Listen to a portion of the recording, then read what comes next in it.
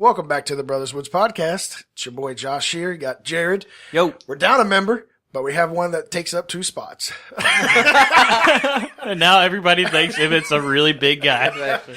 Emmett's way more in shape than I am, for sure. But our third guest is Emmett. Also works with us. Super cool guy. And we're going to talk about the Justice League today. So, as normal, we're going to start off with like our quickie review. And then go into spoilers and shit like that and kind of talk about the plot and so on and so forth. Things we did, things we didn't like, as always. Let's give our quickie review. Yeah. Jared, what did you think, man? So, yeah, I was telling Emmett about this the other day. I saw like a headline or like the title of an article or something that was something like along the lines of Justice League is a good superhero movie in a time when superhero movies are evolving. And I thought that really... It summed up how I felt really well because I liked it actually a lot more than I thought I would. I thought I was going to go in disappointed. I ended up actually liking it quite a bit, but it wasn't like any of the superhero movies I've watched recently that I'm like, whoa, Thor Ragnarok, that was great, that was hilarious or whatever. All the superhero movies feel like they're just getting better from Marvel. Yeah. And they're sort of growing from the thing that we've known them to be. And then it feels like Justice League just kind of got to that point. That it's, like, if Justice League came out the time when, like, Iron Man came out, I'd be like, oh, this is, but I don't know, it's clear to me that they're behind Marvel by quite a bit. That being said, it's way better than I thought it was going to be. I did not even think I would end up liking it. Yeah, there are some problems, which we'll get about, some CGI problems, for one. I mean, probably I might say, 7 out of 10. It's probably a good score for it. Worth the watch if you're a fan of superhero movies. Emmett? I completely agree with you. I completely agree with you. Because, I can't without a doubt say it was a solid, good movie. Because it's not like when Batman v Superman first came out, it's like it made so much turmoil. Like, it had people actually to the point just straight bashing to the movie. But this movie is to the point it has its flaws, but you can't say it's a bad movie. Yeah, I still really enjoyed it. You can't say that you went and saw it and then just get amazed and shocked by some points. I don't think there was any moment where I was like, Martha, that's the scene they're going to go? Like, there was no scene that I was like, that's so silly. Exactly. I don't think. I agree with that. And there were definitely scenes where I was like, oh, that's great. I'm glad that they included that or, that they did that. Yeah. Which we'll talk about. But. Yeah. I'm kind of right there with you. Like you were saying, it's good. They really, I feel like, should have taken their time. Like, they're way behind Marvel, and it's like they're trying to rush to catch up, And so they're just doing these things, but you can't just rush these kind of things, man. You got to take your time, set up all the movies, set up everything, you can't just blow through shit. Again, part of the issue, it didn't bother me. I liked it, but kind of part of the issue with this movie for me a little bit was the fact that they had to spend the whole, so the network or somebody wanted to cut it down to 2 hours. They wanted it to 2 hours. So you couldn't have it really long. But 3 of the characters in here, we needed some sort of setup for. So they had to spend the first quarter of the movie to half a movie setting up these characters. Right. And then the relationship coming together and things like that. And I heard there was quite a bit more, at least in the terms of Aquaman. There were scenes with him, talking to a character played by Willem Dafoe and stuff that we never saw. Wow, yeah. I'd love to see that. I love Willem Dafoe. There was just scenes that Jason Momoa was talking about it. I think I got that right. He was saying that they had these scenes shot and everything, but they decided not to go with them because it's not an Aquaman movie, it's a Justice League movie, and all that stuff you're going to get in the Aquaman movie. They didn't want to waste the time setting it up. Which should have come, as I was saying, before the Justice League movie. Arguably, if you come out with a movie about any team, you want to know some background information about these people. You just can't come out of a movie with a team and just be like, this is their enemy, they have to defeat them. Who are these people? Yeah, we don't know. Are they good guys or bad guys? We don't know why Aquaman is so, against joining the team or why he's not in Atlantia. You know what I mean? Yeah, so I think these are I'll give you a second. I think these are subconscious problems with the movie, and those are things that bring it back a little bit. Because I think my quickie review would be to give it rating wise, would be give it about a 7 out of 10, like you did. I definitely think the movie's good. I enjoyed it. I thoroughly enjoyed it. And there was never a point where I was like, oh man, is this movie gonna be fucking over anytime soon? Yeah. There was nothing like that, like when watching other movies in the past. But there were just certain little issues, like we'll talk about more, but like the overall tone of the movie seemed a little off here and there, like just things like that. And I think it's a lot to do with things like these underlying subconscious issues with the movie. But anyways, what you were gonna say? And I feel like I also agree with the point of you saying how they had to shorten the movie. I feel like overall, and this is for any movie, like if you feel like the longer version is going to be better than the shorter version, just make the longer version, because you have to look at it like this. When a movie's good, nobody's paying attention to how long it's going. And that's just a fact, because it's just so good, so you just entice it into it. But when you try and shorten the movie and try and cram everything in, that's when you start making messes and making mistakes. But so it's best to keep it long. Like I say, if you're going to have to make the movie 3 hours, make the movie 3 hours. If it's going to be good, nobody's going to notice that it's been 3 hours, because everything's going to be so in-depth in it. They're going to be in-depth in the storyline, the action, the comedy, the seriousness. Yeah. So it's just don't rush your movie. Just let it take its time. I agree on the if a movie needs more time, then give it more time. Because ultimately, it's not like you're taking a month or something. It's just a movie. You know, what's another hour if it makes the movie a better experience and legitimately better. I don't know if I agree that this movie needed to be that much longer. I'm not sure, because that's where the issue comes in, where all these scenes that we didn't get that would have made the movie longer are setup scenes. I don't know if I wanted, there was already so much setup, honestly. I don't know if I wanted more Willem Dafoe scenes and stuff like that for even more setup and not getting to the action. Because that would have that may have made the film feel longer. It may not have actually helped it. So I don't know if this film needed to be. It's hard to say. We'll get to it, but in the spoilers, but there's definitely a few little things that happen, plot holes, and they could have been cleared up if the movie was a tad bit longer. True. Yeah. And so that's what I'm talking about. I'm not necessarily. If those scenes like the one with Willem Dafoe was going to set something up for Aquaman, then it's necessary.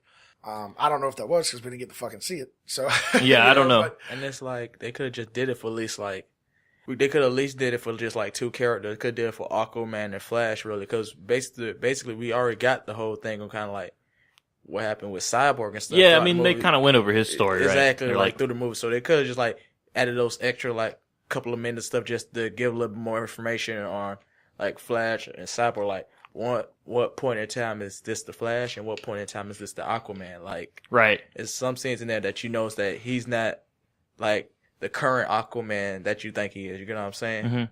Mm-hmm. It's a structural problem in the movie, I think.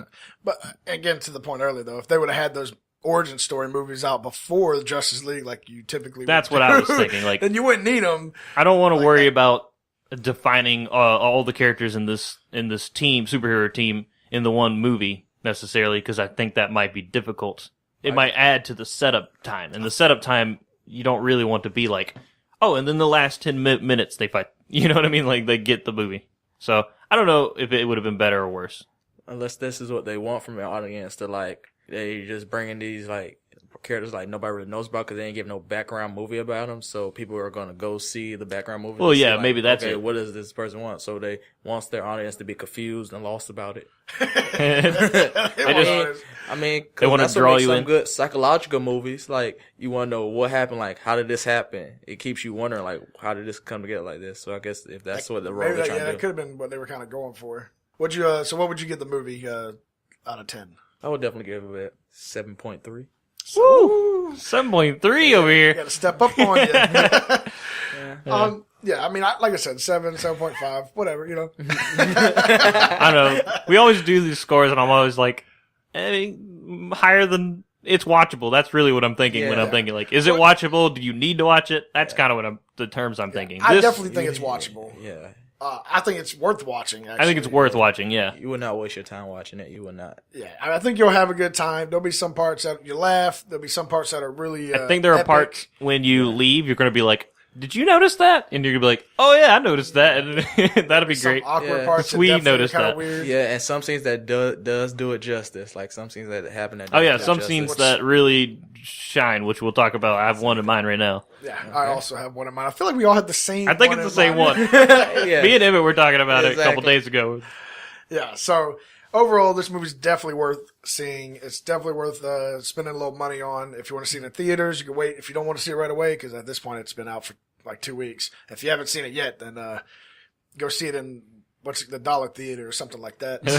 I don't think it's doing too well. Wait till it comes out on Netflix. I don't know. It didn't have a great. Supposedly, it didn't have a great opening weekend. The budget was like $300 million, which is crazy. They didn't reduce the budget. It would reduce the budget if they stopped with so much fucking CGI. Yeah, well, They they need had to to do some spend practical shit, $25 million on Henry Cavill's mustache or something like that.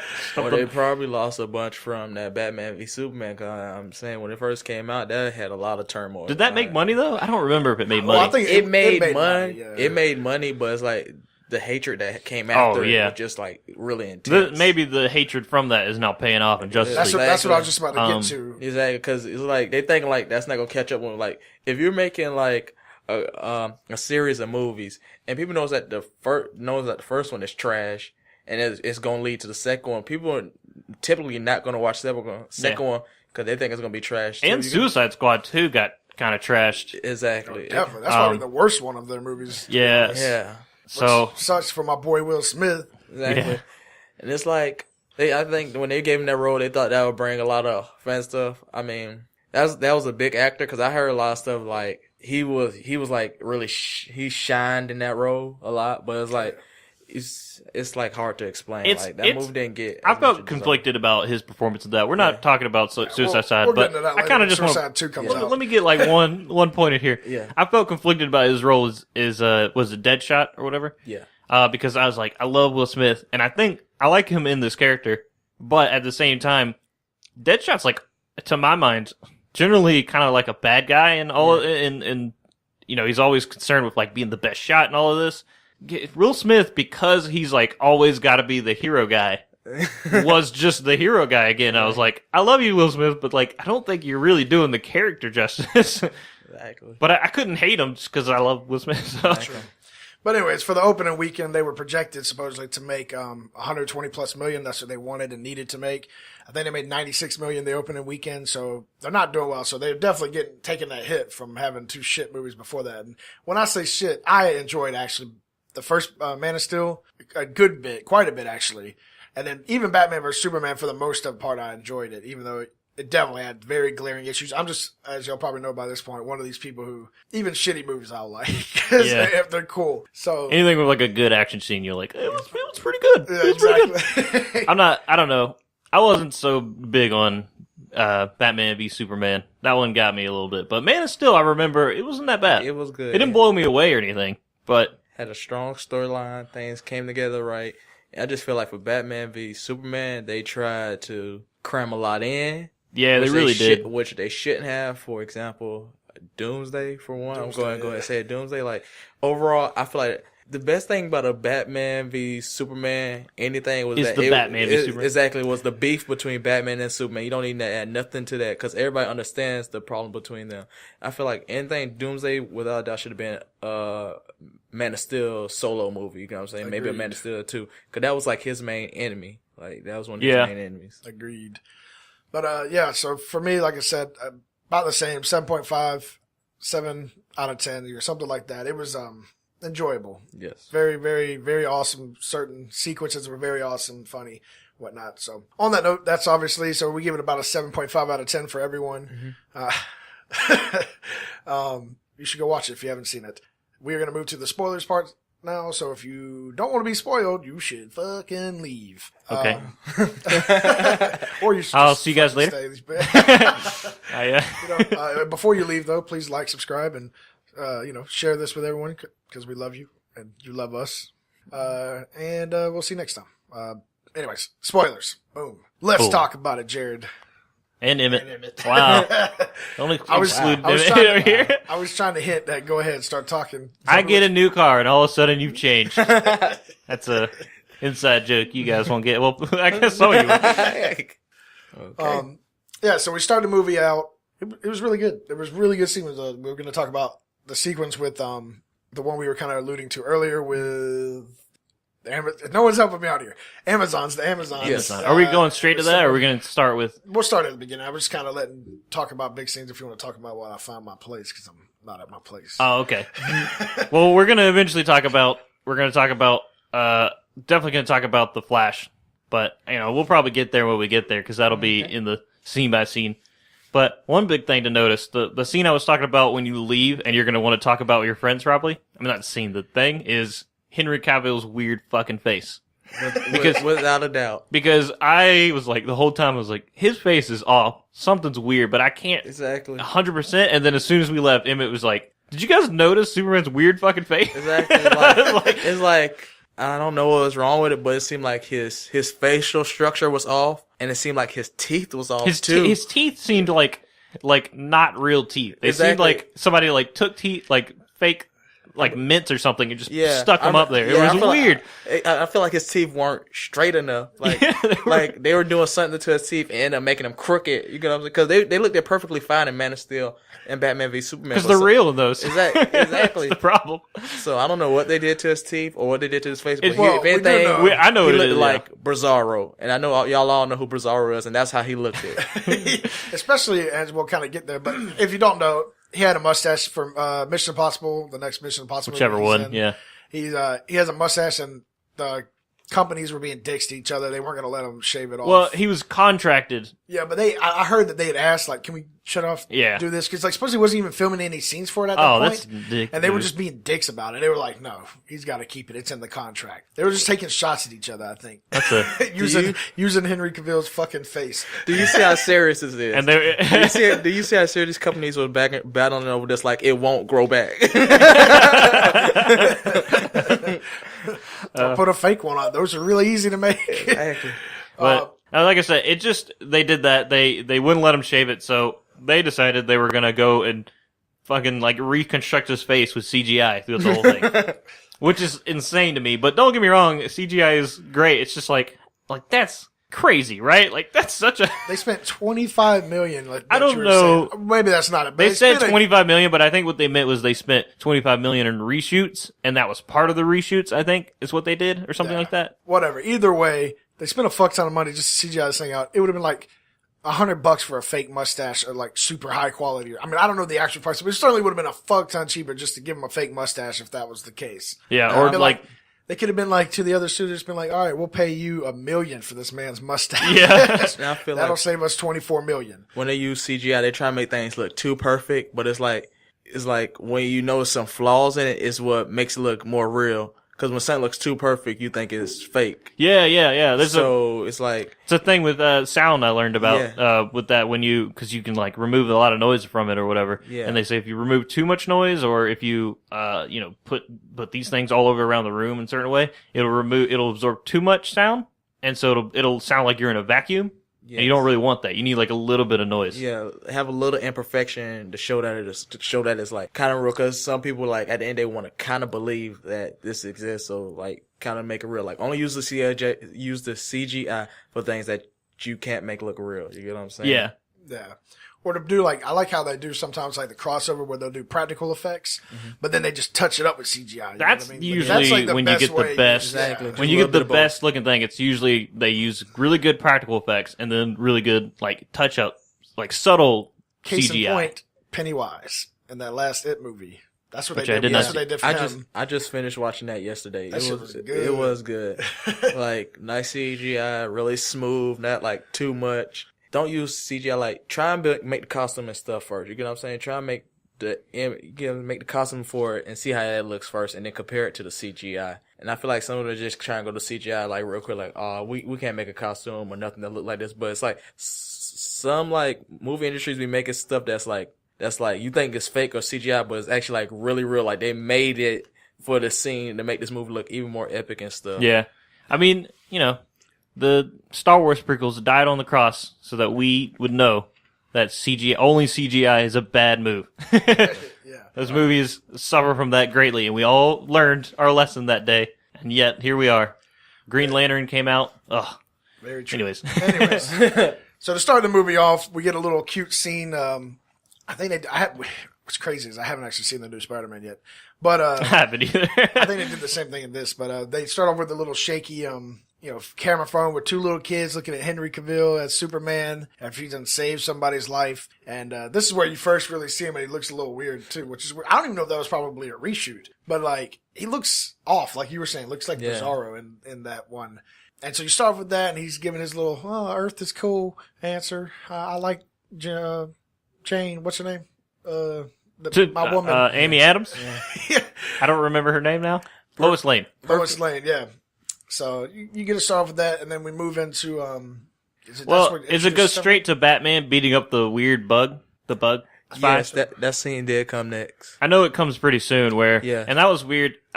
Just they're like parademons. They're like really weird looking, but they're all right. Yeah. But yeah, he has like a scout parademon, and this is where you get some first shit talking. Go ahead. I was just about to say, Batman does not like kick these guys' ass really. Like you kind of think he would, right? Yeah, he really doesn't. The entire movie with these little parademons or whatever, like everybody else, just like whatever. These things just suck, but Batman's kind of struggling with them a little bit. Yeah, and I understand that Batman don't have any real superpowers, but these things aren't. These are like little. These are the one thing that Batman should be beating up on. Yeah, like I can see if he's fighting Steppenwolf, and we'll get into Steppenwolf, but if he's fighting Steppenwolf and Steppenwolf's fucking him up. But these little parademons, I'm not saying maybe, he's going to be like Wonder Woman taking out like 30 at once or something, but he should be able to like hand fist combat these bitches, Another thing, I was talking to them while we were in and out of it, like, I don't understand why Batman doesn't have like, I feel like when it comes to the Justice League movie, because of how glaringly awful he is compared to the rest of them in terms of power level, why does he not have it like his fucking super suit? He has a super suit. He used it to fight Batman versus Superman. Yeah. And I was talking about wouldn't it have been a badass scene if, remember, because when he gets his car and they're fighting Steppenwolf or whatever, and Steppenwolf like breaks his car or whatever?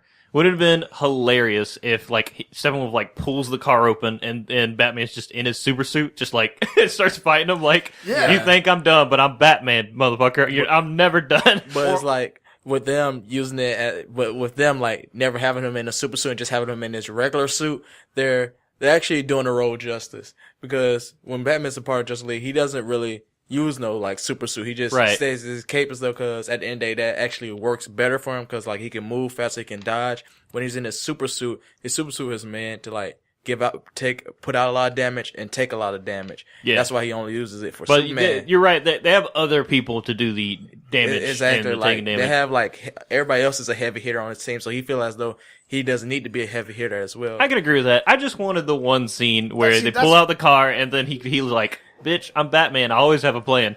That was the one scene where he needed to be a heavy hitter though. Right.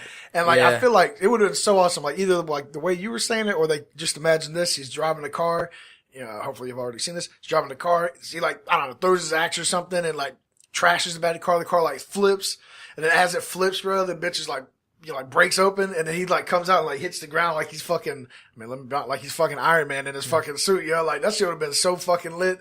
Everyone in the crowd would have been like, "Oh hell yeah, Batman is here!" Yeah, he would have stood up. I see your point though. Yeah. That I agree with it actually. That there is a lot of heavy hitters on this team. I think he doesn't need to be that guy. Exactly, he needs to be the guy that can like move and get out of the way quick. Because if he has a super hit, because at the end of the day, key point, he already realized that he doesn't need to have no super suit on. Because at the end of the day, if his super suit breaks, he's freaking done. So the only thing dude gotta do is like catch you on top. Because even if he does have a super suit on, it's not gonna do no good. Because for the simple fact, when he used his super suit against Batman v Superman or anything, when he wanted to get Superman was already weakened when he was using the suit on him. So if Superman's at full strength, this suit isn't gonna work. So say if he was to use something like the super suit against like Steppenwolf, who's always at 100%, like, it probably as far as they been know, amazing this man has no weakness, it'd have been completely useless. So it's best that I'd be the type of dude that stay out the way, survive, come up with a plan and think. Because he's always thinking. And that's the cool thing I like about him. He's thinking. The plan, man. And he's always wants to keep going forward. I could agree with y'all, but not just me. Like but one scene would have been cool. Exactly. That's what I'm saying. Just a one scene where he needed to be a heavy hitter, I feel like he could have had it. Even if he got beat up right away. Because, like, not just me here, but I've seen other reviews and things I'm kind of watching, and they pretty much all of them said the same thing. Like, it's glaring how underpowered he is compared to, like, why is he even on the team? That's what pretty much everyone was saying. Yeah, but that's always been the thing about him. Like, everybody always known that he's the weakest character, but at the same time, he's the smartest character too. But True. they didn't really showcase that in this. He came up with one idea, which is really a stupid idea, which we'll also get into in a second. That's true. I don't know if he really outsmarts anyone, which you might have a good point there. He kind of just like he's just doing the thing. He's like he almost acts like a de facto leader who doesn't think he should be the leader, which I think is kind of what he is. But I did like the role. Like, if anything, this role did show him that he is a leader, if anything. Right. At the end of the day, it's like, you're the weakest one out of everybody. You are. That's the fact. You're the weakest one out of everybody. But you're obviously the only one out of everybody that still wants to fight. Yeah. You know what I'm saying? Everybody else wants to He's run the most away, determined. feel like that's not their problem, but you don't want to realize, like, this is all of our problems. And that's why I think everybody loves Batman, is that he's the guy who's like, he's not a guy who's really, he's not a guy who had powers and had to decide what to do with them. Exactly. He's a guy who saw a problem and just devoted his life and everything. He puts everything into into trying to solve it. And in a situation like this where you're the only one without powers and everyone else has powers around you, everybody can kill you in an instant if they want to. But you keep going forward because you realize that's something that needs to get done, whether it's by you or anybody. You just realize it needs to get done. Yeah. I mean, he's the guy who doesn't give up. I mean, that's a really... he goes on this thing about how, like, Superman's so inspiring and all this, and I guess I get his point. To the public, Superman is very inspiring and stuff. Yeah. As, like, a beacon of hope, and he's so powerful and stuff. But really, Batman is, like, the guy for the audience, I think, of... Exactly. When it comes to the audience, we look at Batman and like he's the guy who's always going to be going. He's the guy who'll never give up. Everybody knows Superman is overpowered. He only has few weaknesses, but it's like... It's almost like if you had to pick one, Superman or Batman, to save the Earth from something... You obviously choose Superman. I feel like the mass of people would choose Superman, but I feel like the people who think about it would be like, yo, Batman would just figure something out, and he would never give up. Superman would probably just run into a trap and... Exactly. I don't know. We might piss off some Superman fans, but I mean, no, I'm not bashing Superman. Like, I love Superman. I love Batman. I love both of them. But it's like they both have their things. Like, you gotta think about it. When somebody's like really strong, they're not as smart as someone that's really weak because they're like because they didn't have to be. Exactly, because the one that's really weak has to think more for somebody they're really weak, so they have to think their way out of it. When the ones that's super strong can actually just break their way out of it. Right. And one just takes less mental power, and that's why Superman. The only way Superman ever gets foiled is like walking into kryptonite. You know? He already sees kryptonite. He's like, oh, look at that kryptonite. Well, I'm going in. If anything, I would love them if when it was coming out Superman, to make kryptonite not his weakness, but to just leave magic as his weakness. Because magic is his weakness, and I would love them if they just left that as his weakness. That could have been interesting, because then that means there's a lot of people that he's actually needs to watch himself around. Exactly. I mean, a lot of people that can beat him. Yeah. Yeah. The start of this movie, we get introduced. Everyone's mourning Superman. You know, you'll kind of get some scenes with Lois Lane and shit like that. Superman's mom, she's lost her house. You know, so she comes to Lois Lane, and they're having their little thing. While Batman now has fought the Parademon, he's in the process of realizing something's coming, and he's going to recruit all these extra people. So, like we were talking about in the pre-spoiler thing, now he's got to find these people and then kind of showcase them a little bit, so have an inkling of who the fuck they are. Right, yeah, this is when it introduces... So this is where it starts to try and introduce all the characters and, you know, get them ready to be teamed up. Don't exactly remember the order of, like, who he talks to. You get, we'll talk about the Diana scene first, because, Diana, you've obviously... The Amazon scene, you mean? We'll get to there in a second. Okay. Let's just talk about the first. We'll talk first about the Diana scene, which was really fucking awesome. So I want to talk about that. This was one of the scenes where I was like, "That's fucking awesome, man!" They're doing Wonder Woman right with her, and I love Gal Gadot. I love how they so do it. Which one was it? Because I don't remember it. It was the bank, yeah, where they were gonna like blow up the. Oh, yeah. the terrorist scene. So we have some terrorists. They're trying to blow up some city blocks for some reason with all of them in it. Typical DC like weird villains that aren't really realistic villain things.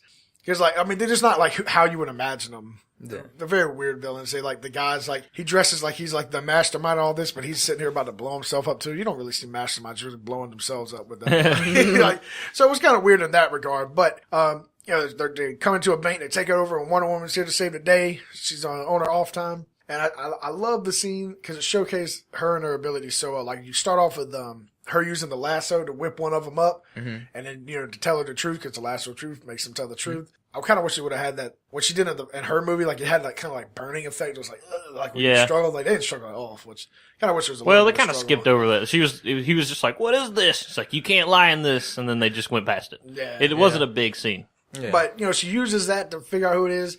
Breaks the door. There's 20 seconds. God damn, she's fast. What do you need to flash for? Right. She comes to, knocks some people around. There's a bomb, and she takes the bomb. And another thing I like about it, if Superman would have broken that bitch, she'd have seen the bomb and been like, "Let me take 7 seconds to see if I can not do something I can't actually do."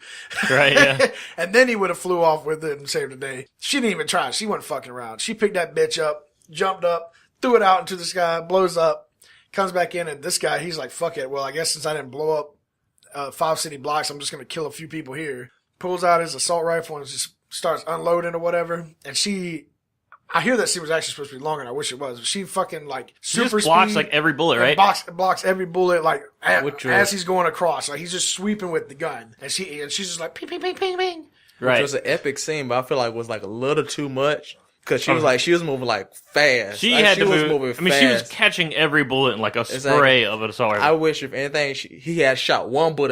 And she would have just been like, yeah, he wouldn't have had like automatic. He would have shot like one bullet, and she would have just blocked it, and then he would have just kept trying to shoot at her, and then she would have blocked it because it made more sense. Because that would have probably worked. Yeah, bullets come right at her. But when she was blocking them, that was really fast. She was like, and she was like flash speed back. Exactly. It felt like. But I think she's supposed to be that because she's also supposed to be able to fly and everything too. I mean, she's essentially Superman, right? Yeah, she's not supposed to be fast. She's supposed to be almost as strong as Superman supposedly, but she's not. Because, Superman, he's already strong, and then his power's supposed to grow in the sun and stuff like that. So she's supposed to be, like, close to his strength, but not his strength. You know what I'm saying? Yeah. I never known of her to be fast, though. Yeah, I don't know. Yeah. That scene, I was like, man, she's quick. Yeah, that was... I mean, I was thinking too, but I thought it was awesome. yeah, it was awesome. I will say, I think they handled the Amazon fighting and what's her name? Diana Prince's fighting. I think they did really good in this movie. Yes. I enjoyed, like, the scene we're gonna get to when they're with Steppenwolf or whatever, and they're just like, it's like kind of blurry. It's like almost bad CGI, but it's like on purpose, so because it's like kind of blurry because they're just moving quickly, I guess. Yeah. And but I like that because it really shows that they're just like kind of acrobatic and stuff in the way that they can do stuff. I kind of enjoyed it. Yeah. So we have that scene. Does a thing. The next one we're gonna go to is Aquaman. I think this is where he's helping the village. This is where you first see Aquaman. Ben Affleck comes to the village. Aquaman's there. They're drinking or whatever. This is way out of nowhere village that you can't even get to, like, with boats and shit. Like, but only, like, half the year or something. So Aquaman brings them fish or some shit, and he's, like, kind of like their little god, essentially. And I kind of like that scene of Aquaman. Like, he's distant. He's somewhere where there's a lot of water, obviously. Yeah, he's somewhere that's, like, offshore and where a lot of people where they need help. And they only source of food is, like, fish from the sea and stuff. Yeah. And when they be having shortages and stuff, he comes by and brings them food. It's like he's helping the people who nobody's gonna help. And they praise him as a god, because you saw how when one of the people moved out of the way, there was like a mural on the wall. Yeah, and they kind of see him as a god or something like that. So I kind of like that. Like, yeah, I don't know if they see him as like a god, but I definitely got the like they are obviously like. Oh, well, this guy... They see him as something, because they was like, in the picture, they was like kind of like bowing down to him. Yeah, it was a big deal to those people. And it's kind of funny that he's there, and I feel like the entire time Batman's just like, I know it's you, dude. Exactly. Like, why are you...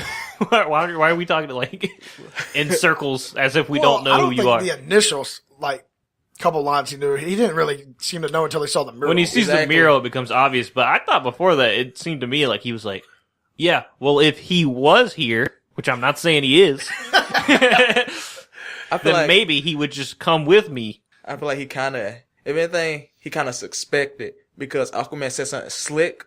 Yeah. And everybody started laughing. He kind of, he probably kind of suspected it was him, because he's the one. He kind of looks like. Yeah. I was totally waiting, because he was saying it in a different language. I was so totally waiting and kind of hoping, I don't know if it would have made sense, but for Batman to be like to say something back in that language. Oh, I wanted that to happen. That would have been He's cool. Batman. Why would he not do that? Yeah, so I was totally waiting for him to be like, blah, blah, blah, blah, blah. Back in his language, and him to be like, oh, okay. That would have been a great scene to show Batman just being like higher intellect than everybody else. Yeah. Of course, he knows your out of nowhere language that nobody ever like. I don't actually don't know where it was. He does his but- research, man. Or maybe he just has like a device that has the language. It's just like. Blah, blah, blah, blah. Or maybe like I don't know if he noticed the tattoos. I don't think he did, but he could have because in the mirror it had like his tattoos, or maybe Right. he like noticed like one of them around his neck or something. I mean, it didn't show this in the movie. He noticed it now, but I don't know if he noticed it. Like, you know what I'm saying? Like, without the audience noticing. So what y'all think of Jason Momoa as? Fuck yeah! I love. Finally, I loved him Aquaman as is it. badass. Loved him as it. But But she was in. Well, no, he was perfectly fine. I liked him as that because Aquaman himself is supposed to be like strong. Like basically, he's supposed to be most of his power is supposed to be in the water, like with the fishes and stuff like that. He's supposed to be able to control the water and stuff. But he's supposed to be strong. So I like how they demonstrated his strength, how he picked up Batman. Right. And everybody knows like Batman has to be at least like 220 plus pure muscle. You know what I'm saying? Yeah, And he just picked him up like he was like a child. So One thing I did want to kind of mention, that was one part I didn't like. So yeah, Aquaman is supposed to be able to like control water, right? somewhat, yeah, yes. I forget what water kinetic abilities are called, but yeah, I think he is.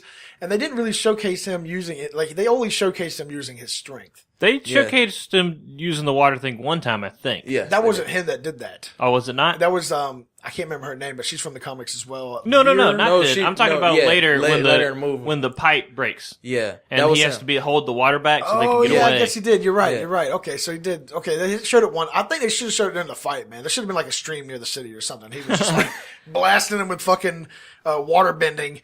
Yeah, but it's like that's one thing about Aquaman. Like most of his powers from the water and stuff. But like when most of the fights be happening, like there's no water around. Yeah. But it's like he is supposed to be like still like super strong, and his like trident. Like if let's be kind of real about this for one, he has the trident, and they gotta have Wonder Woman in this world. So for the fact that they have Wonder Woman in this world, already proves the fact that gods exist Right. because she's connected to the gods and stuff like that. So his trident obviously has to be the trident of Poseidon. By Yeah, that connection. presumably, anyways. It has to be by that connection. You get what I'm saying? I don't know if it has to be, but it definitely suggests that it is. has to be some suggestion towards it because I'm thinking that's like a real magical weapon too. Yeah. Well, I actually really like the retconning. Actually, I don't know if it's a retcon, but Yeah. I like the idea that because Aquaman from my past, when I remember him, was the tights wearing Aquaman that sucked and everybody hated. Yeah. But like the Aquaman, the idea that it's like Aquaman is the leader of Atlanteans, who are real, by the way, and they're like basically the same thing as the Amazons. Yeah. They're just like top tier people who are blessed by the gods or something. Yeah. Like if he could have been just like a son, blessed by Poseidon. Yeah, that's what I'm saying. I mean, the Atlanteans might have come from like the line of Poseidon or something, which is it's a cool thought. I mean, they have water powers; they can breathe underwater, things like this. So they're not just normal humans. Which is one thing I kind of was wondering about the Amazons too. Like, are they actually technically anything They're like special? immortal, so I think but I think it's because they're on the island, though. I don't think that the island gives them. I don't think that they're anything special. I think at the end of the day, just like super trained. You know what I'm saying? Yeah, because you gotta think about it. If you train like that, basically every day, hundreds or thousands of years. Exactly, like you probably could do the stuff that they were doing. Because you get what I'm saying? Yeah, like, cause they were doing some stuff that was crazy, but it didn't seem like too crazy. You get what I'm saying? They never go too far, that's for sure. Exactly. If you look back at Wonder Woman too, like in that first scene when the Germans come on. Mm-hmm. And they're fighting the Germans. A lot of them die, so you can kind of tell right there. They're which actually bothered me. Skilled. Exactly. There was no reason for them to just roll up into there and just be like, "Oh, you have guns. I get that, but we are Amazons, and we." But we got they don't know what guns are, which is stupid. Why don't they know what guns are? They don't know what guns are because what supposedly happened. Well, I know this isn't a Wonder Woman. But what supposedly happened is that trap. Men always fight it. Zeus created women to calm man, but it only lasted for a short period of time. So women left, and Zeus gave them the island of their own, and it's just been cut off from everything else. That's why they're still using swords and shields, which man used to doing at some point, but they evolved from swords and shields to guns.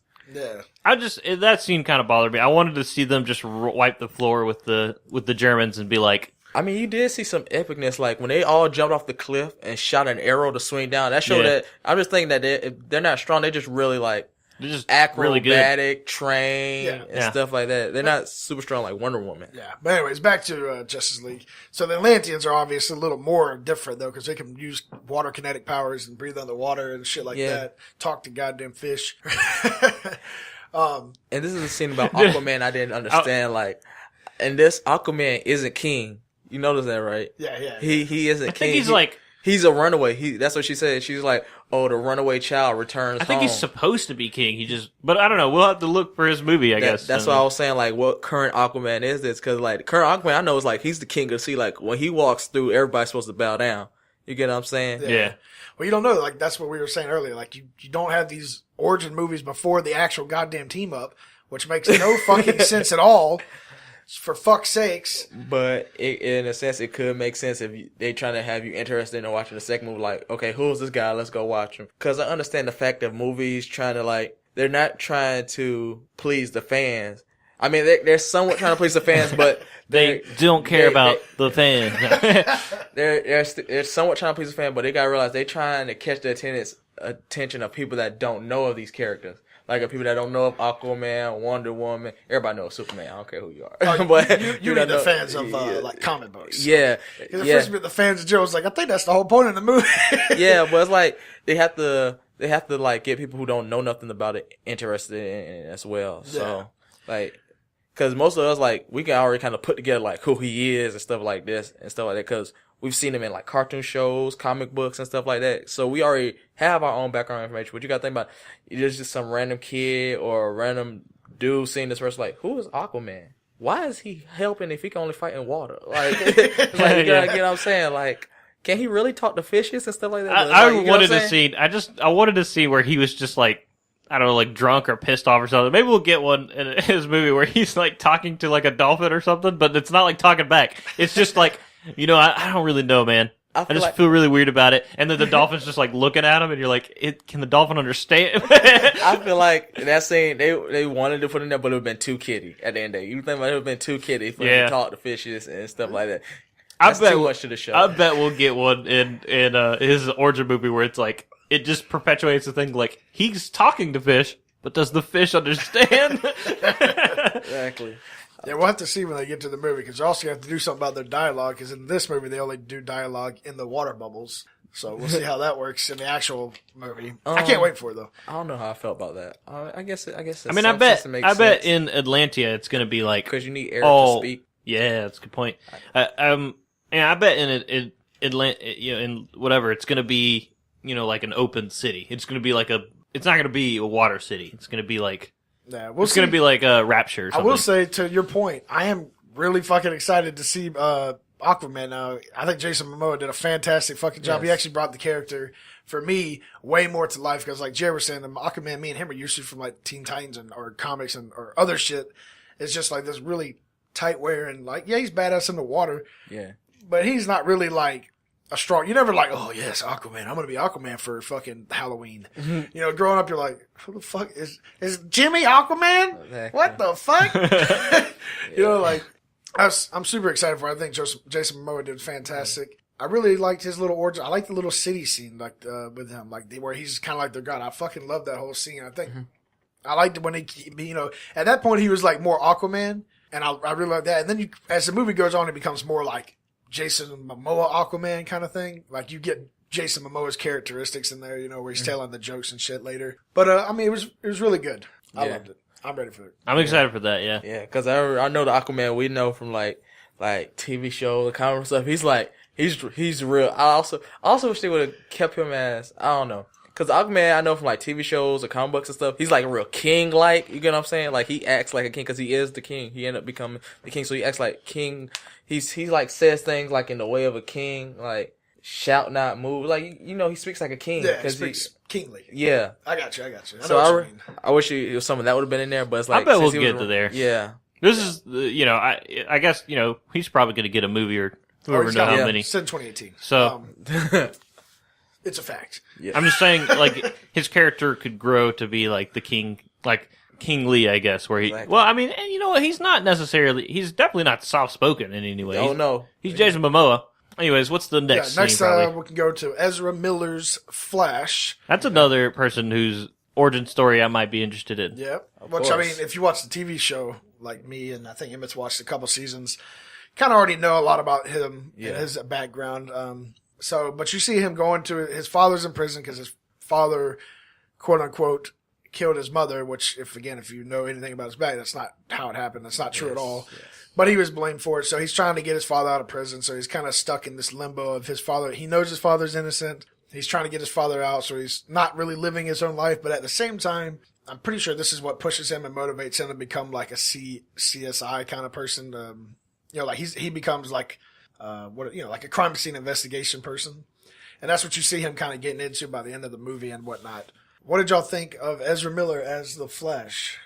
I liked him. I really liked him, but I didn't like the fact that every time he moved, lightning came off. I wish that I didn't like the fact that his lightning was blue, for one.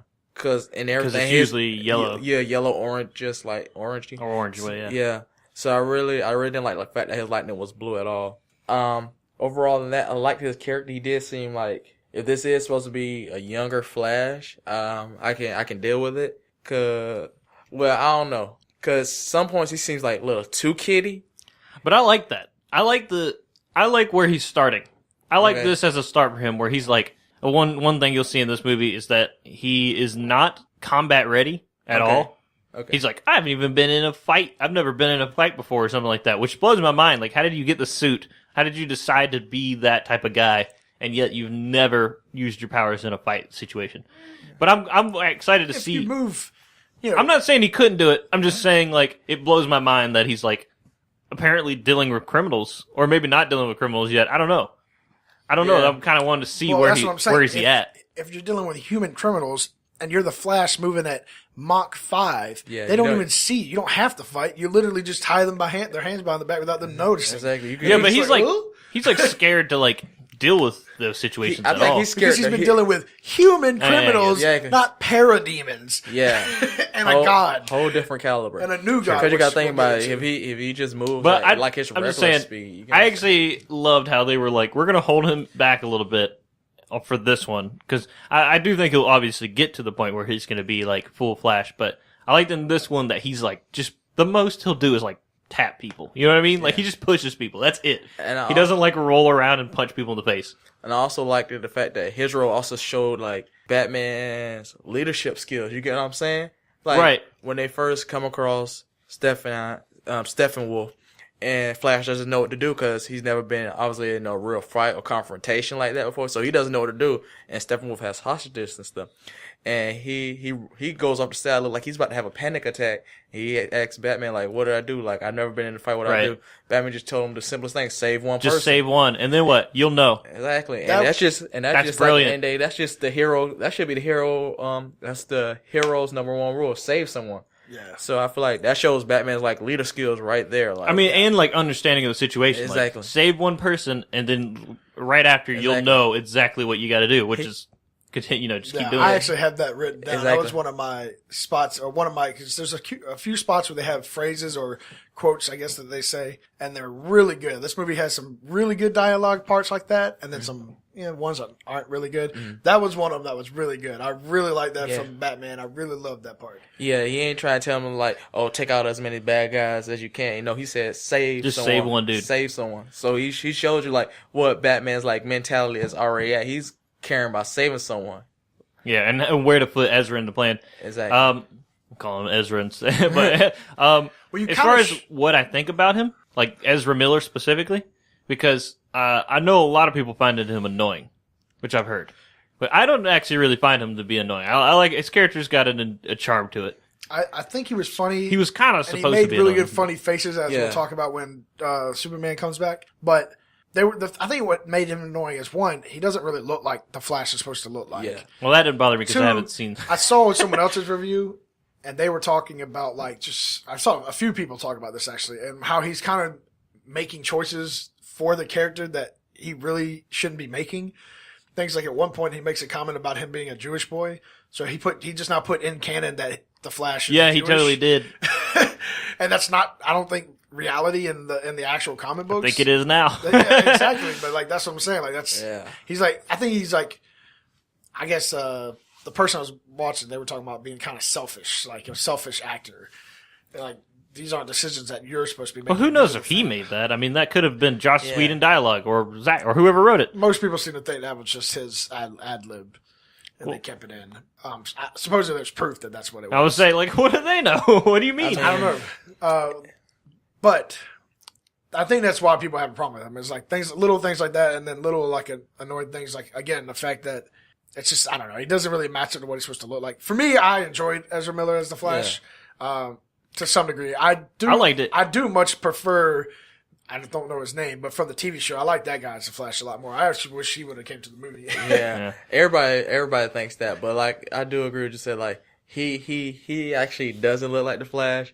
Flash is supposed to. I mean, I understand that they're not supposed to exactly look like their characters, but they're supposed to have some sort of resemblance to them. So I guess that they was thinking that, okay, we don't have to make him look like the Flash completely if we're going to put him in a suit that the Flash wears. You get what I'm saying? But you know, the Flash usually is like, he's like, I think he has a nice height. He has like blonde hair, or at least like dirty blonde hair. Yeah. And like, I'm not bashing him, but I liked him. I liked him. He did a good job playing the role. It's just that the reason I say it, like, he seemed like he was like too kiddie at times. Like, yeah. he seemed like He was. He seemed like, if anything, he seemed like he's like a teenager, like a young teenager. He did. Power, but he looked like a 19, 20-year-old. And like, the Flash, he's not kiddie, but he makes a lot of jokes. You get what I'm saying? He makes a lot of jokes. But he's not kiddie, like, he knows when it's time to get serious. So, if this is a younger Flash, okay, I can deal with it. But, I mean, he did a good job. But it's just that he seemed like he was a little too kiddie. You know what I think sold me on it, though? What? Because I'm a sucker, and we were talking about this in Game of Thrones back when we were doing that. I'm a sucker for characters that when the shit comes to them, they just be like, oh, fuck yeah, let's do this. You know what I mean? Yeah. Because there's so many characters when they're first brought to whatever, the script just is like, no, they didn't want to do it. They had to run away or whatever, like that. Right. I love it when it's just like, you know, Batman comes here and he's like, this is this, and Ezra's just like, no, stop, I'm in. Let's do this. I agree. I love every character that's ever done that. It just it sells me on that character immediately that they go like, I understand what this is and I'm gonna do it. Yeah, I agree with you. I agree with you because you got to think about it. It's like you've met someone that's like sort of like you. Not to say that Batman like matches him like in speed, strength, or anything like that, but it's like y'all both dress up in costumes. Y'all both go out there and save people. So why can't we be friends? You get what I'm saying? Exactly. Like it just bothers me when people are like openly hostile or whatever. They're just like, no, you're a bitch, and I don't want to work with you. And I'm like, you didn't even give that man a chance, and you know from his track record that he's at least trying to help people, like at the minimum. I mean, I agree with you, and that's kind of what sold me as well. Because I initially, from the get-go, when I first saw the trailer, I didn't like him. I just didn't the way he looked toward as the character. I was like, it just didn't seem right for me. And so when I saw that, and I saw that part, and then I saw a few of the other lines, like the scene with Superman, had me laughing my ass off. So it kind of sold me a little bit on him as well. That's what I'm saying. I didn't really mind Ezra Miller that much as the Flash. How about that first scene though when Batman like finds him and he sees his shit, and he's like, I don't know your superpowers. Knife to the head. And then if he was wrong, then Ezra Miller would be dead. Yeah, I got you. I mean, he already kind of figured that if out of all his powers, he could move like super fast, if anything, because he's seen the video on Batman v Superman, like he moved like true, actually. So it's like if anything, like if you can't do anything else, you can move fast. So I'm gonna throw this at you. And I know you're going to get out the way. If you don't, that's your fault. Well, you know what? I say that about, like, kill him or something, but I guess in reality, I don't know if that's true. Because, I don't know, batarangs kill people? I mean, it depends on what you throw. Is it, like, you got dull enough that it would just, like, knock him in the head or something? No, it's really sharp. That's super sharp. It's really sharp because you got he throws it at people and like when it snacks on their clothes and stuff, it like sticks them to walls. Oh yeah, you're right. So it's really sharp, but it's just that he just knew that he'll dodge it or catch it or do something like that because he's seen the video that he's super fast. Yeah. So if you move that fast, you can obviously dodge this. You get what I'm saying? Yeah. We had that. By the way, just a quick back to the Batman thing. Batman is a little more than just a normal ass person. He really should have been able to take out those fucking parademons. Sorry, I'm still harping on that. But I mean, like he was trained with the League of Assassins and shit like that. I don't know if he is in this universe, but I guess that's true. I mean, he is supposed to be older Batman. True. He is older Batman too. But I think it was better than anything. I think it was better than Batman v Superman because I feel like with that he couldn't do nothing against Doomsday. Like he would just support character, you know what I'm saying? He just on the sideline. But this one he was able to do something like he was able to do a little fighting with them. Like the first parademon he fought, like he was able to like to trap him on the wall, so he actually like beat him. He's able to trap him on the wall and stuff. And it was like I like that scene a little bit. It shows you that Batman wasn't like chasing the criminal that he was actually chasing the parademon, which Right. is like kind of weird that Batman let that dude go. I know. Because like usually Batman would have caught him. He was like, so can I go free? He would have been like, no. No. They would have shot him to the wall or something. On another thing on that same scene was right in front of that guy. He was said Alfred's name. Oh yeah, Like- he does. Like it was nothing. I mean, like, he only says Alfred, but still, he is like. how many people Alfred. have a butler or a friend that's named Alfred in America? Yeah, he probably was thinking about it. That's why I was like, when I saw Batman chasing the dude and after everything happened, I was like, is this dude like a cop or something? They was just like working together or what? Like, this dude's like a real criminal. Batman just let him go. That was not Batman like. Yeah. But it was still raw. It was still a good scene. Yeah. Okay. Let's move on to one of the best scenes in the movie, or sequences in the movie. So the main plot line here is Steppenwolf is Trying to get the mother trying to boxes. get the 3 mother boxes for power or something like that. Mm-hmm. I don't know if it's to get on Darkseid's friendly side I think or it's something. both. It's to gain Darkseid's favor. Well, no, I think he's working ultimately to gain Darkseid's favor. But the 3 boxes, when put together, make like something that makes you super powerful or Yeah, something. I think it's the type of destroys thing. the world. Can't remember. Yeah, I think it's the type of thing like, okay, he's a servant of Darkseid. Darkseid said, go there, destroy that planet, take it over or whatever. And it's like, okay, he's unable to do that, so it's like Darkseid's gonna have to come down here himself and do it. You get what I'm saying? I wish we got some fucking Darkseid. That was one thing I kind of wish we got. Yeah. But yeah, I agree. I feel like that's the type of thing it is. Like, he's telling him to do something. If he can't do it, I'm gonna have to come down there and do it myself, because there's obviously someone down here that's like foiling my plans. Yeah. Yeah. So with that, the Steppenwolf comes back. It's triggered because the Kryptonian Superman is quote unquote dead. So it triggers the mother boxes and lets Steppenwolf know he can come back, because now he's the baddest ass in town. So he comes back to get his boxes, and we'll get to this part, but it has that shows that Steppenwolf, there was 3 boxes, and the Amazons, the Atlanteans, Everyone. and the humans all each got one after they got it from Steppenwolf the first time. And Yeah. so Steppenwolf's back. He shows it with at the Amazonian's place. The box is triggered, and you get this really awesome sequence of the Amazonians trying to keep this box away from Steppenwolf, and it is fucking lit. It is. Yeah, It yeah. is The without a doubt. Amazons are like I said, they're very acrobatic, which I think is cool. But they're also pretty hardcore. I think you see in that scene where they're like locking the gate. They're trying to lock Steppenwolf in or something, that building. And they're just like, Diana is, or not Diana, the queen or whatever. I can't pronounce your name, so don't And ask. she's running with the mother box out of the thing. And then each of the people are like, each of the Amazons are breaking pillars so that the doors will close. And they're like closing themselves in with Steppenwolf too. Yeah. Like, just no question. They're like, we're gonna stop Steppenwolf at any cost. Just little things, little details like yeah. that. I love. Just like, these people are not thinking about themselves. They're just hardcore warriors. Exactly. That's what I liked about that scene. Because back then, it's like warriors back then compared to now. They was like they were like more hard and callous. You get what I'm saying? They're like, people Like, die at 30. exactly. Like, that's the most They you're gonna weren't live, like so. fighting for money or nothing. They were fighting for like their families, countries, and their honor. And you know what I'm saying? Yeah. And I really like that because it's like, and like they were in nice shape. I really love their shape. Like they look kind of like you gotta think about it. If all you do is train and stuff, you're supposed to have some muscle on you, whether you're a woman or a man. Yeah. And the fact that how they picked up them hammers and destroyed the pillars, they had like abs and they were like in shape. Yeah, shows they use that like bodybuilders or something exactly. for the actresses. And then even the ones where the queen ran through the last door that was falling, and the Amazons, how they actually caught it and grabbed it and was slowly letting down. Did you see how heavy that wall was? That wall Yeah. had to be at least a ton. Oh yeah. At least a ton. And they was like holding it and slowly letting it down so she can get through. Yeah. That shit was awesome. They would ride on Yeah. the horse, and like he would like stop, jump up, and I don't even know why they were running. There was one point when it got to a point where it was like, this is just jumping and catching up to you like it's nothing. I don't know why he's still riding. But besides that fact, they were still riding. He was like jumping, he'd stop, and then they were just like taking like their whips and shit, and, like grabbing the box and like whipping it up Exactly. to the next person To the up on next the horse. person riding, yeah. That was like Exactly. 100 yards, or maybe not 100, but it was like 20 yards up ahead of them. Yeah. So it was fucking awesome. They was keeping that box away from him, man. Yeah. In the end, Steppenwolf got the box and took off with it with some sort of teleporting thing. I don't know how the fuck he was doing that. He was teleporting around like he was almost like he was on a Thor, bridge. Bifrost bridge, yeah. Yeah, he was teleporting just in and out like whenever he kind Yeah. of wanted to, it seemed. So he gets the first box. This triggers the whole everyone needing to get their shit together kind of scenario. They trigger the flame, so Diana realizes that Steppenwolf is back.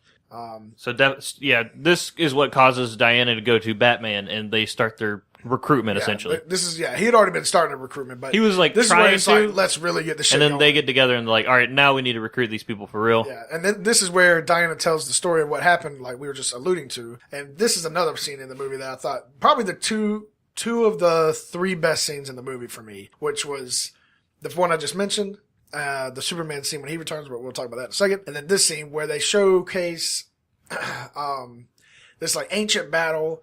It's got the Amazons, it's got humans, it's got Atlanteans, it's got old gods. It's got Green Lantern. It's got Green Lantern. And they're all fighting Steppenwolf and his army of these parademons. And it's just so awesome. It's very artistic-y looking. They're doing their fight thing. At one point, one of the Green Lanterns dies and his fucking ring goes off to find a new host, new worthiness person. You see the fucking old gods coming through, bruh, and they are awesome. Specifically Zeus, like it showcase, like at the end you'll see a part with where Superman and which we haven't even talked about him. Holy shit, we gotta talk about him too.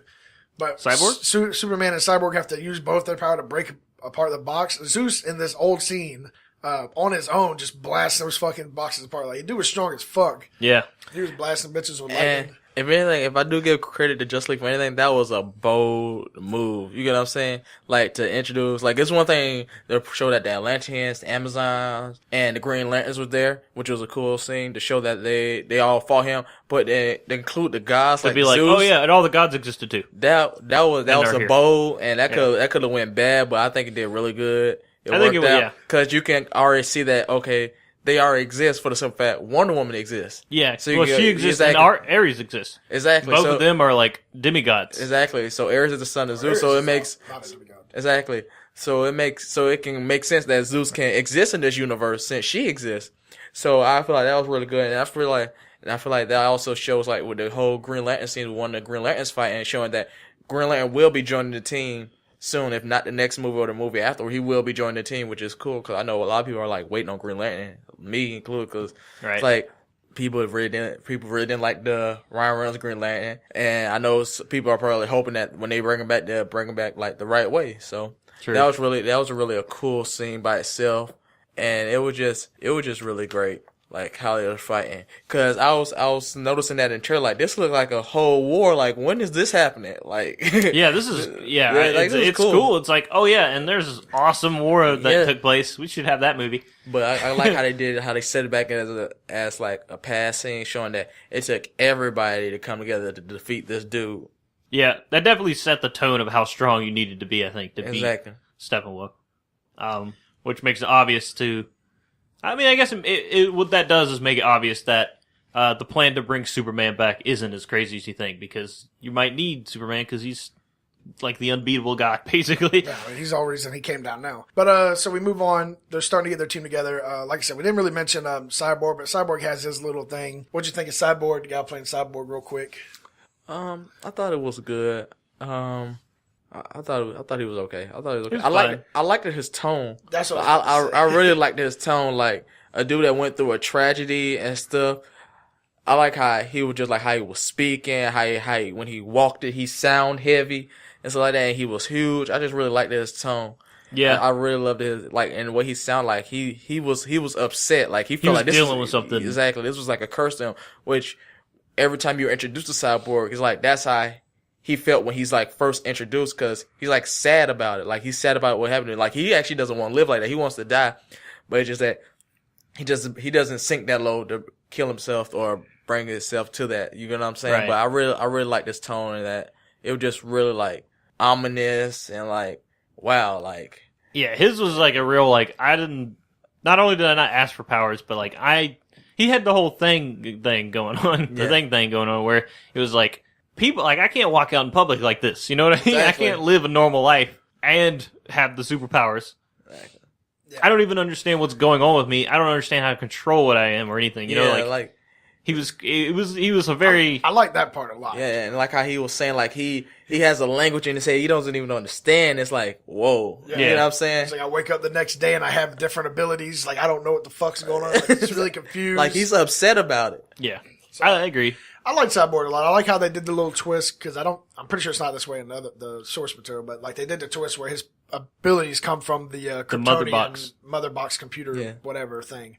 So I really enjoyed that. I think he's a good addition to the team. So we move to the next phase. Now that Diana and we know Steppenwolf's back, they go just recruit. Yeah, but I'm trying to think, what's his name? Jason Momoa's character. He didn't want to join, but now Steppenwolf, now that he has the first mother box, has now attacked Atlantis. And to get that mother box, he shows up and he fights some Atlanteans, which I thought was really cool. You get to see the water kinetic powers used by, I think her name is Mir, but I might be wrong. I don't her name was Mir. It's played by Amber Heard, right? I have no idea. Okay. But she kicks some ass, although gets her ass kicked. Jason Momoa just swims in, bro. Like, he's just like, I'm coming through, baby. He sees the shit going down and he just goes straight into action. He gets his ass beat too. I really was hoping that, I think he should have been a little bit more. I mean, he got some hits. In, but I think it should have been some more like water kinetic powers or something. That's the part where I was like, well, come on, man, you was some shit, bro. Like, hit that bitch with the tornado or something. Come on.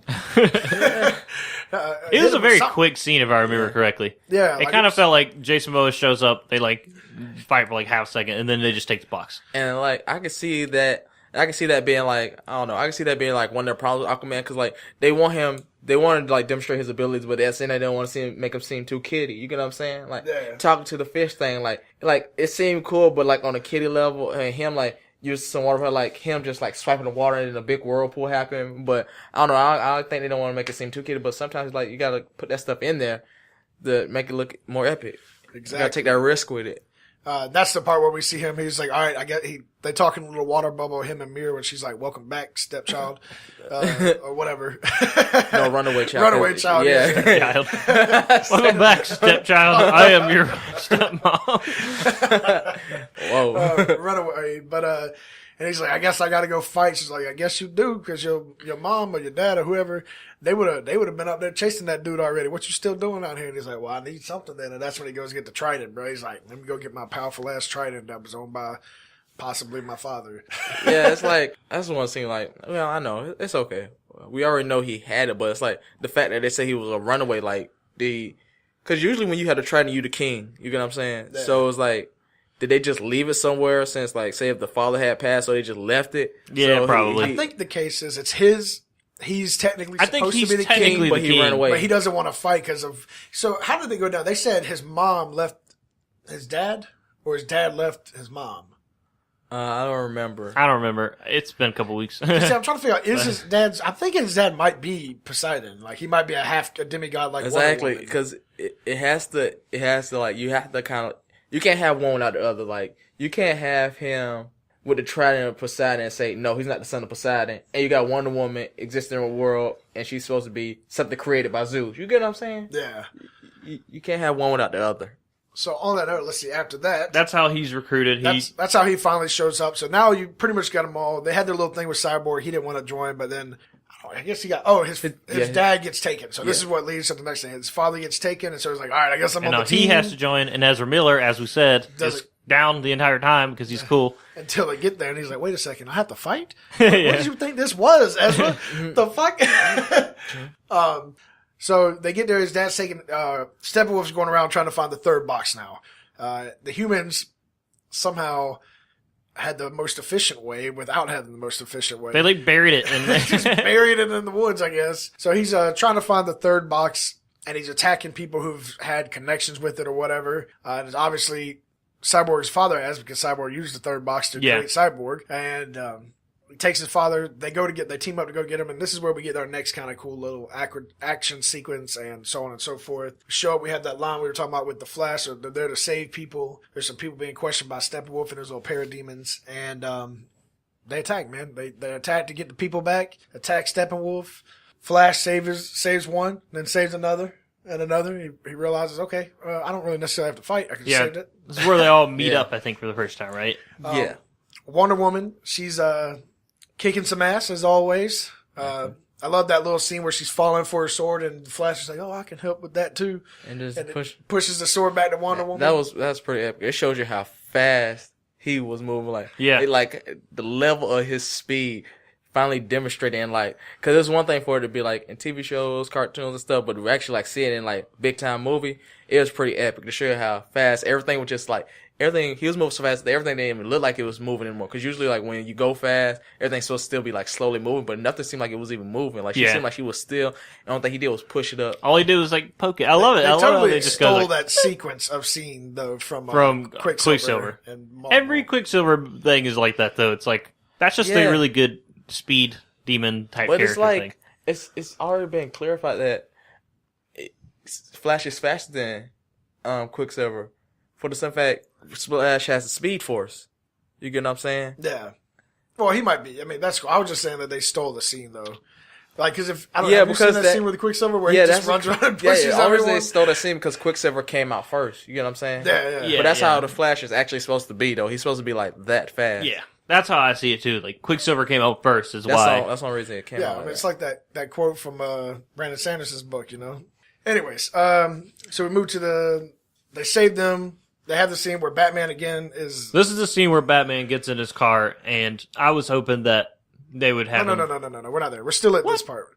This is where Aquaman shows back up with the water and uses kinetic. Yeah, it doesn't... Isn't this he where... gets in his car first. He does the car thing, where they're fighting Steppenwolf. Yeah, his bat car. That's not a car. It looks like a bat.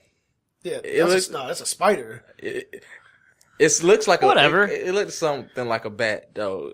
That's the scene I was talking about, though. You're talking about the spider, right? We're talking about right here, right? Yeah, the spider car thing when it was climbing up the wall. Yeah, okay, yeah. Okay, Yeah. I thought you were talking about the next thing. Go ahead, Joe.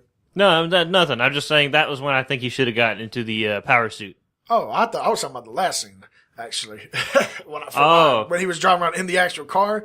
Like, he was in the plane, and then it went to the car, and he was driving around. He had all those fucking things on him, and Steppenwolf, like, was stolen shit. I got you. I thought he was going to blow the car up or whatever, and he was just going to fly up and be in the suit and then land in the suit, and then he'd look up, and he's going to have, like, from Batman vs. Superman, he's going to have those blue eyes, and they're going to be like, they're going to flash on. He's like, I'm here. Yeah, that would have been epic. That would have been epic. So that would have been epic as shit. But I like the combat scene between Wonder Woman and Steppenwolf when they were like in the sewer things. Yeah. I like that scene. Show that okay, she could kind of shake with him, but she's just not as strong as him. Like she could kind of deal with him because she was the one doing the most damage. Because I don't know, is he supposed to be like? He just supposed to be overall everyone's enemy.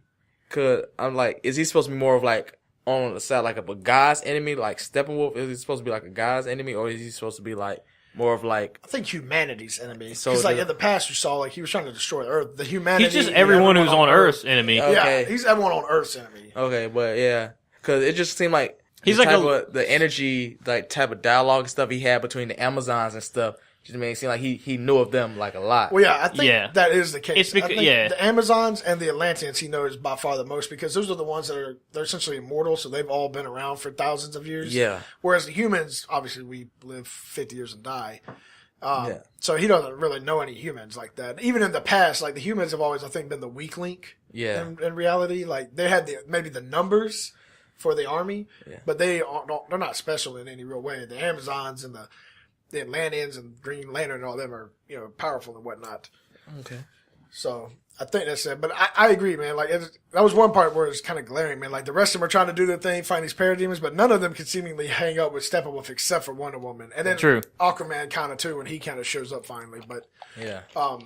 So like that, I think that's why you get so many scenes with just Wonder Woman essentially being like the leader of the team, and she's the only one fighting Steppenwolf because the rest of them are just too weak. Exactly. Flash probably could be strong enough, but he's not there yet. Exactly. And Aquaman wasn't actually in the scene, and obviously Superman's dead. So that's why we only have Wonder Woman for now. Which we move to now. Yeah, I was going to say because they fight Steppenwolf here and realize, holy shit, we can't beat Steppenwolf. We can't beat him. Yeah. And it's like, and that's what makes Batman the best. Like he is the realist, and that's what I like about him. Because after that scene, that's when he already realized that they couldn't beat him. But during that scene, Aquaman did have a cool scene too. The scene where Batman was shooting at Steppenwolf in the tunnel, he was shooting missiles at him from his little car thing. And Steppenwolf caught one of the missiles. It was just like crazy. Like he caught the missile. Caught one, yeah. He caught it, and then he just let it go at the wall, and then the whole water burst. So it was like, they were like in a sewer. No, they weren't in a sewer. They were like in one of them like a pipe under the water. Nuclear plant things. It seemed like, cause it was like opening at the top, like a circular opening. So what they all had to do was get into Bat's like Batman's like car because Flash was hurt during the time. Yeah. And so they had to get in this car and like climb up the side of the wall. And before the water came and like drowned them all. And this is when Aquaman came in. He actually did demonstrate some of his like he water demonstrates power. his power by holding the water back. Which is like pretty cool how he just like, he was swimming in the water. And it showed like he was swimming so fast, like he swam out like in the direction the water was flowing.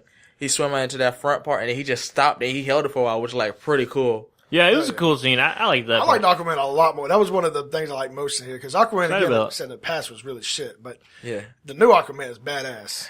I wish they would like demonstrate more of his power, like how I say he was like struggling with it at first, but then he let off some real power and he started like pushing back. That would have been pretty epic.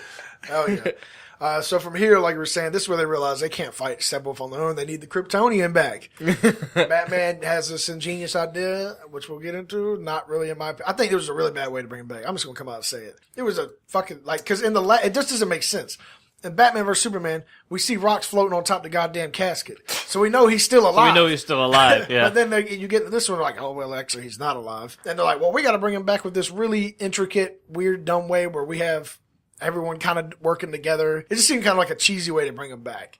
So if you saw the movie, you saw how it happened. We all agree it was kind of stupid and cheesy. I agree in the sense like, okay, it was a good idea for Batman to propose, but I wish it wouldn't have gone through in the sense of like, okay, they try.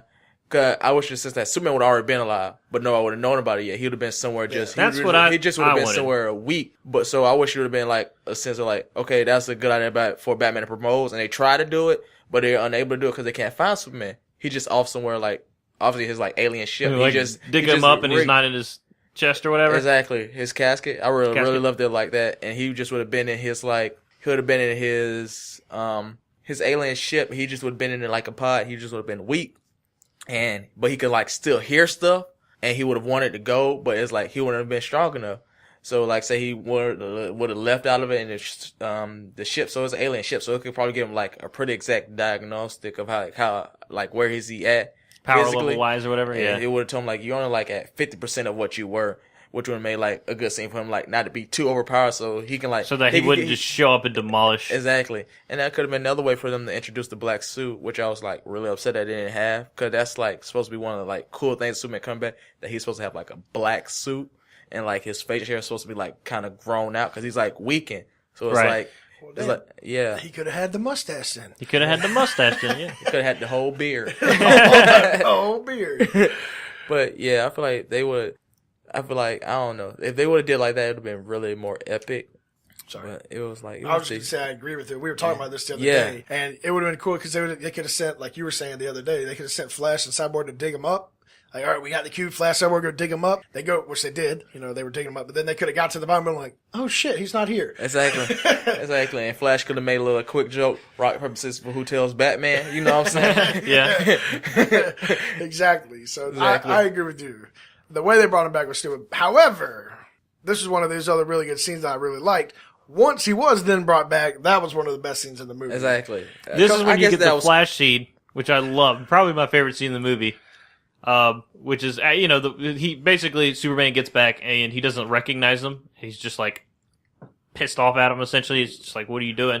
And then, Cyborg's like automated security, I guess, just like shoots a rocket at Superman and he can't stop it. And then Superman fights him. And so they start doing the fight or whatever, trying to like hold him back or whatever. And while this is happening, the Flash just like starts running or something. And while it's slow motion, you see Superman's face just like watching, like following Flash as that he can keep up with him. Yeah. It's hilarious.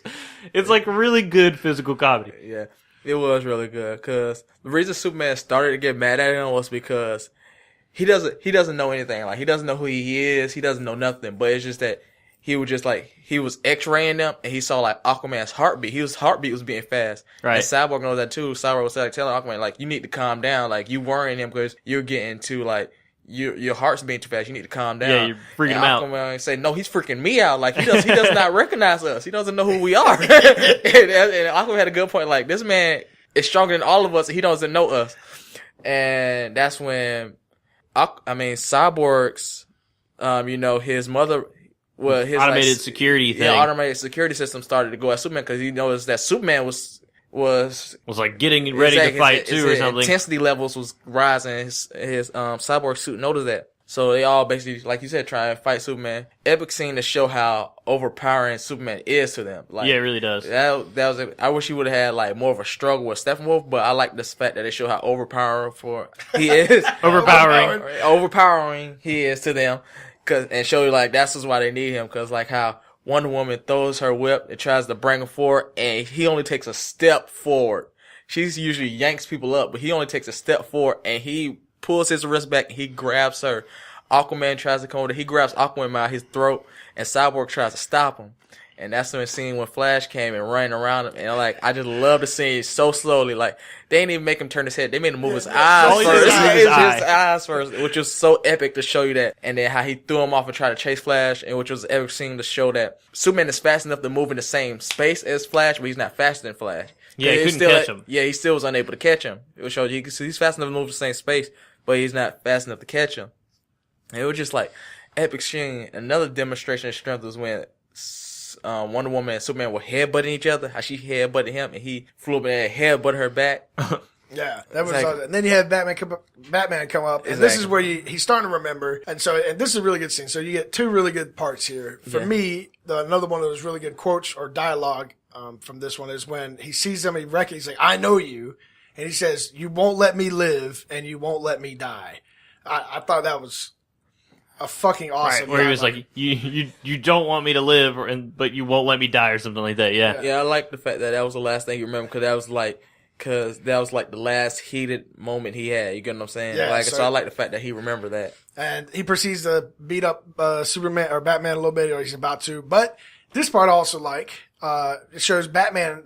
It finally shows Batman's some of his strength and the fact of his intelligence and knowing people and things like that. Because he brings Lois Lane to the scene, bruh. Yeah, his contingency plan is to bring in Lois Lane. I think that's just part of his contingency. Because we were talking about, I'm sure he had some kryptonite somewhere too. We know what the real contingency The real contingency was like a fucking nuke that was just like okay, you know what I'm to saying? hit the ground. Like, okay, if you act like this, I can go ahead and put you back down. Yeah. But I like that part too, to show that he thinks plans, he thinks ahead. He knew Lois Lane might trigger good for him. And it does. They do their own thing. They fly off. Yeah, ends it immediately. Yeah. Exactly. Comes back. Lois Lane and him fly off to the farm. He's like, shit, the farm's gone. See, he kind of has this little rebuilding scene. Yeah. It's nothing really to say there, unless y'all got something to say about it. No, he just leaves, and then the rest are like, well, we got to go do this thing. I don't know if Superman's going to show up. Maybe he will. Maybe. Yeah, and I like how that, like, amplified what Aquaman said, like, when you die, you come back, you lose something. You lose something. Right. So, yeah. Like kind of showing how Aquaman might know a little more something, in terms of... Resurrection? Yeah, well, just in general, like, he knows a little bit about some magic and things like that. Yeah. Right. So that was really cool. So we move to the next part where, again... Is this the plan, right? This is when the shit goes down. We got to take him down. They don't know what's up with Superman. He just fucking flew off on his own. Yeah. During that scene, we forgot to say, Steppenwolf just grabs the mother box like it's no big deal. Steppenwolf, which I hear was supposed to be bigger. They were supposed to fight. But Steppenwolf, they cut it out. So Steppenwolf grabs the box and moves on. So like, all right, we got to fucking take him out. Steppenwolf then moves to like the fucking Ukraine or something, some city in the Ukraine to put these boxes back together and get his shit going. I don't know. We get some little Russian Ukrainian family. Yeah, they're in it a little bit, and every time they're on screen, I'm like, I kind of get what you're showing me, but at the same time, I don't care. I don't want to like watch this family in this movie. But the whole point, I mean, it's just showing like there's people here that need to be saved and get out. Essentially. Yeah, I get them. So they moved the plan together to take him out. He's got like this dome thing, like the mother boxes are like powering up. He got this dome thing that's starting, and they're like, all right, y'all go through. Batman's like, don't worry about me. And when this scene first happened, I thought it was going to be like, Batman was just going to be like, y'all just go ahead, because he's so weak. Batman, and I feel like they thought that too. Like, he was like, all right, he like lets him out, and he's like, later, bitches. He's like, I got my own thing to do. Don't worry about it. Yeah. I like that too. He goes off. He's like, I feel like, for some reason, it might have been the way they look, but it had this look like they were like, what is he going to do? Yeah. He's a weak bitch. He can't, because they say that a few different times, like, or like the Flash brings up like multiple times, like, what are your powers? Like, what are your powers? He's like, I'm rich. Yeah. So it's like, what are you going to do? And then he like breaks through the shield. He's like, I'm going to take out that shield. Breaks through the shield, takes out the tower with some fucking rockets in his plane, being rich, and Yeah, triggers it off. So they all come in. They're going off after Steppenwolf. Well, like immediately he gets in and he uses the thing that he found out earlier that there's like a sound that alerts the parademons. Oh, so yeah. he immediately sends that, and he's driving around with his car with the sound going off, which is dragging all the parademons to him. And then he's like, at a certain point, like, oh, I'm fucked. I have all the parademons. And I feel like that's always been Batman. Like I feel like that was a good role, good scene because it showed how he was. Like he always takes the problem on by himself. Right. And I feel like even if this was like in a comic book cartoon scene, it would happen the same way. Like he would have dragged them off. He would have took the parademons off with him. He would actually have no plan after that. Like he would just been taking them with them, and then somebody would have had come help him. Because it actually would have been too much for him. Because that is pretty much what happens. Yeah, that's what he does. They're like, "Oh shit, he's getting fucked up. We better go help." Because like he doesn't do nothing that seems like is not gonna help at all. You know what I'm saying? Like not a chance like Steppenwolf. Like he ain't gonna go fight Steppenwolf by himself because he knows like there's no chance he could win. Right. But he does something like that because he knows like okay, me doing this is gonna provide an opening for them so they can go attack Steppenwolf. They'll have a chance if none of his goons are around. So he does things that has the smallest chance, but he's not going to do something that has zero chance. You get what I'm saying? Yeah. Right. Which he does. Yeah, he brings away, and the rest of them are like, well, we're not going to let you die. So they come over, and this is where you start your big-ass action sequence. You got Aquaman being a fucking badass. He can't fly. He's just flying, but he can't fly. Exactly. He was in the air for a long time. He can't fly, but he is flying. I don't know how to say that.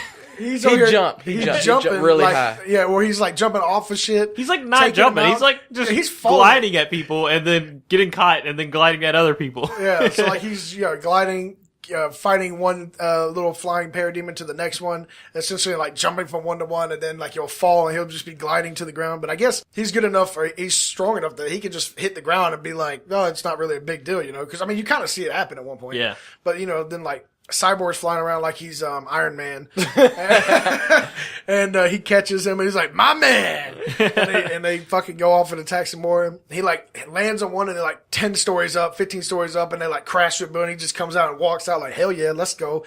Next one. Batman had an epic scene too.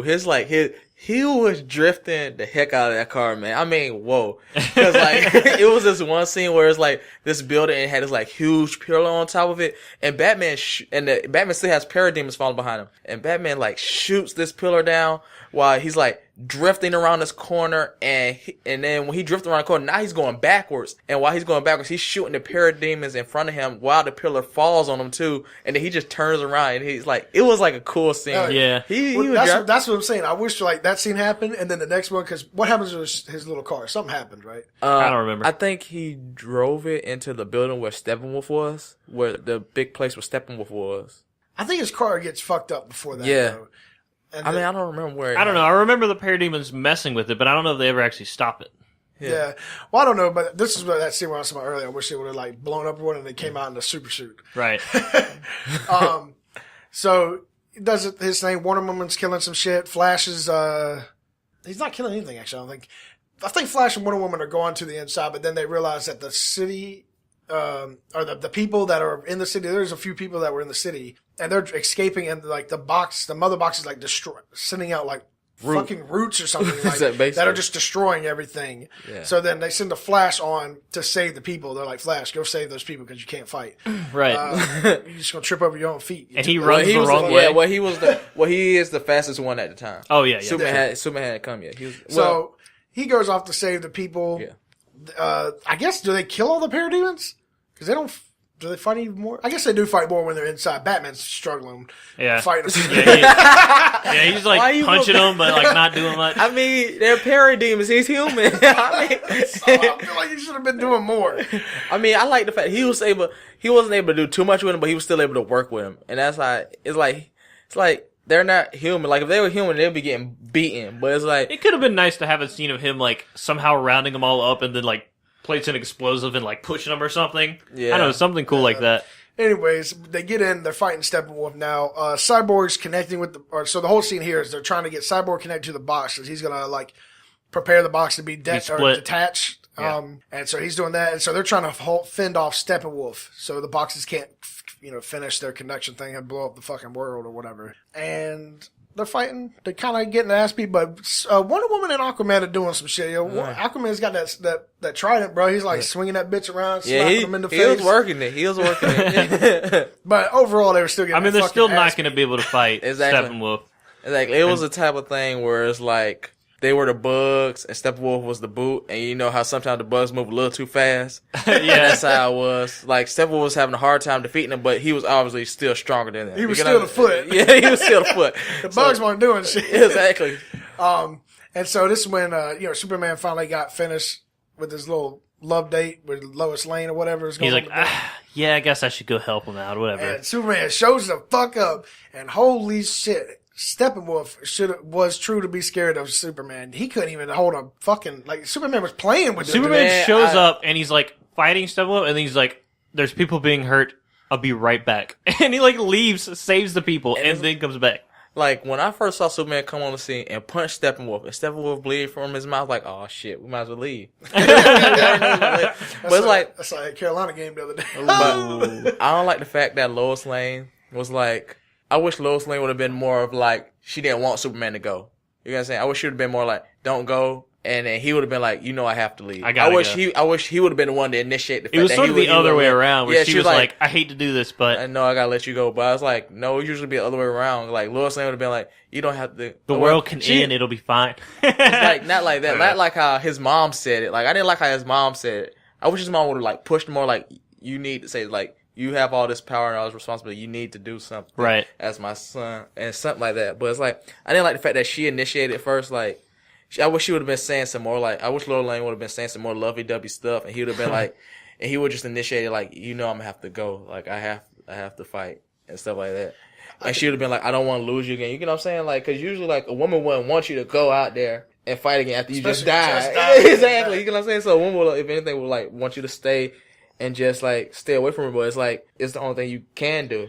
Yeah. At the same time, I feel like Lois Lane is the type that wouldn't let that happen. Yeah, she is like the hard-hitting journalist. I do agree with you. Maybe it could have been like, just switch the scene up a tad bit where maybe he was like, I guess I gotta go. And she's like, I wish you really didn't have to. And he's like, but I have to. And then left on, you know. So I could agree with that. It was cool, but it was crazy how much stronger he was, man. He got there, he just beating him like it's nothing. Like Jared said, he left to go save some people and then came back. That scene was funny. That's some Joss Whedon shit right there. You know? Like when he leaves to go, he's with the Flash. They're like, hell, I'll get left, I'll get right. The Flash like saves one truck. Yeah. And then he looks over to the right and Superman's carrying an entire apartment building. It was hilarious, man. Which, how does that even happen? Let's be completely, that shit would be breaking apart all over the place. It ain't meant to be flying around with a foot of rock under it. I mean, if he did grab it, like, I don't know. If he had the bedrock. Exactly. I mean, like the. Because knowing him, he probably went under it. That's what I'm saying. He probably went under it, and then he used his heat vision, and then he cut everything off, where it's still like a strong foundation. You get what I'm saying? Yeah. I'd say they should have made the foundation a little thicker. Is all I'm saying. But yeah, I'm just for the sake of realism here. You know, he had like a PUBG military apartment or something, and it had no foundation. It was just like carrying the bitch. Yeah. Once Superman shows up, it's over though, for real. Like, it's no problem, and I think that's. Like, if they were to do it another way, I think they should have done it the way you were saying, because he needed to be less powerful. Exactly. But the way they did it is okay. It's just literally as long as he would show up, Steppenwolf would fail. Because he was that powerful. Also kind of like, and you can tell this is another Joss Whedon part, where at the end, like, they're like, all right, we got to separate this, and Cyborg's like, all right, it's not going to be too friendly when we do this. It's going to have a little effect on us, you know, a little bomb-ish kind of shit's going to happen. And, so they separated, like, Superman and Cyborg have to do it. And like I said, Zeus did it by himself. Bitch is strong. They separated, and he's like, I hope I don't die again. Lois Lane's going to be real mad if I die again or something like that. Yeah. Break it, little explosion thing goes off. They're both on the ground like, they're laughing.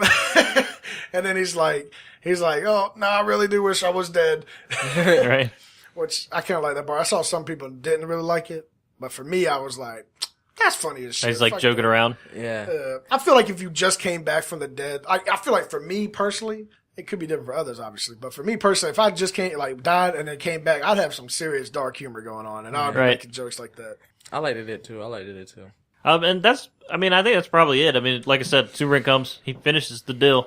Exactly. And You get to see him use his ice breath, which is cool. Right. You haven't really seen quick. I saw someone else talking about that. They were like, so no time ever in history did Steppenwolf fight in like a fucking ice or something? Like, why is like no one tried to use something similar at one point? No, what Superman did was like he froze his weapon, and then they broke his weapon. then they broke his weapon. And then once his weapon broke, But she was just saying that like no one's ever fought Steppenwolf in ice before using ice. I mean, he did it real quick though. He did do it real quick. Like Steppenwolf, I think he was like swinging at Wonder Woman or Aquaman. He was swinging to something, and he just blew real quick. And it's like it did get frozen real quick. But that's supposed to be like his breath's supposed to like freeze real quick when he blows. But it's like it is. Yeah, it was cool though. Steppenwolf started. I kind of like how they ended it, where because like the parademons are just pretty much go after people that they smell like fear, kind of I guess. Right. And so like once they destroyed that, Steppenwolf started to realize, oh, he's fucked. He starts getting scared, and then the parademons come at him. I don't know if he's dead or not because he uses his bridge to get away, but the parademons are all over his face. I assume that he's dead. I mean, he doesn't actually die on screen, but he's being eaten alive or something by parademons as they go away. I assume they're just going to finish the job.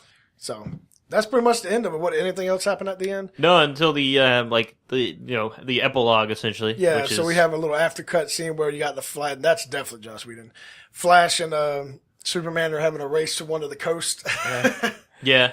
Wasn't there another cutscene? Am I missing? Well, I think this everybody cared. Everybody's there is the very very end, which is when Lex Luthor and Slade Wilson, or Deathstroke, whatever it was. I love that Lex Luthor escaped because that's the thing. Like he can never stay in prison either because he's supposed to be like super smart. You get what I'm saying? Yeah. So it's like, how do you keep someone super smart in prison? Right. Essentially, it's setting up the next thing as the League of Evil people, the League of Evils. Justice. Yeah, and that's probably what the next Justice movie will. If there is one. If there is one. There might not be. Good point. I feel like this one was good. This one was good. That's the thing about it. Yeah. So I'm hoping there will be another one, and they try and care a little more. You know what I'm saying? The problem is like, the caring factor is a big thing. I've heard multiple rumors. This is going back. I haven't heard them recently, but back in the day that in the DC, like the producers and stuff, like, they just didn't care. They were just like money grab. Like they didn't care if it was right. They were just like, people are still gonna fucking buy it. We don't give a shit. Like that's what I heard from like people talking about them. Obviously, at this point, it's starting to catch up, and they do care. Well, apparently, it had some issues like. Just a lot of different people kept attaching in, like executive types kept attaching and then like being like, this is what I think. And then some other person would come in and be like, this is what I think. So they just had all these people just basically try and put their opinion into it when it's like, come on, let the artists work. Let the people who are paid to fucking make the shit, you know what I mean, do it. So we'll see. I mean, this one, again, I thought overall was way better, but it still wasn't anywhere near Marvel's standard. Like you were saying earlier, like Marvel's moved to the next level. They're moving to the next level right now. They're still at the beginning level of this. And the only reason that is happening because Marvel's just been doing it a little longer. Yeah, they did it forever. They're taking their time with doing it. Like, say if Justice League would have started doing it, people would have still just started paying attention to it. I think they could have. I hope they do continue. They just start to realize that they need to put a little more artistic value in things and just doing shit right, man. Like, people are tired of people lying and just trying to money grab and things like that. Like, you'll get your money if you do it right. That is a fact. Right. Just do it right. Do it right. Just do it. I think the only thing we didn't talk about was where the characters end up, because I know there's at least a scene where Flash does get like a job at the police department or something. Flash talks back to his father. I think Bruce Wayne hooked him up with a job. Right. Bruce Wayne recommended him so he could get a job. Diana Prince, they are talking about renovating the Wayne Manor into being the headquarters for Justice League, which is cool. I think I like that. It's like his mother's house where they, died. I think Superman just becomes like the reporter again, which is hilarious. What is they're just gonna be like, Clark, you're alive. What the hell? Died. That was always been the whole of Superman. Like, you can't tell this is Superman. Only thing he does is like change it, take off his glasses. That's all he really does. But isn't someone gonna be like, Superman left when you died, and then now Superman's back and you're back and we both thought you were dead. Wait a minute. Exactly. Y'all all supposed to be. You know what? He should write that story himself and be like, what if I'm Superman, guys? Huh? Just like pointing it out, just like, wouldn't that be funny? He needs to do it like Peter Parker and get that money. Peter Parker used to do it on pose and take pictures. Yeah. Hey, Peter Parker's making that money, man. What he needs to do, if he wants to do it, he should just there should be like a new wave in Superman where like Superman can like grow his fucking hair or something, like facial hair. like that's the new power. Just That's magically such a shows bad up. power. But like just He should something just like have a fake beard that he or puts yeah, on just a fake beard when he goes to work. Yeah. That'd be hilarious. But obviously, it's like I don't think he can like. I don't know. It's like I think he can't even cut his hair because like everything on him is like supposed to be like invincible. Oh, like yeah. in his hair.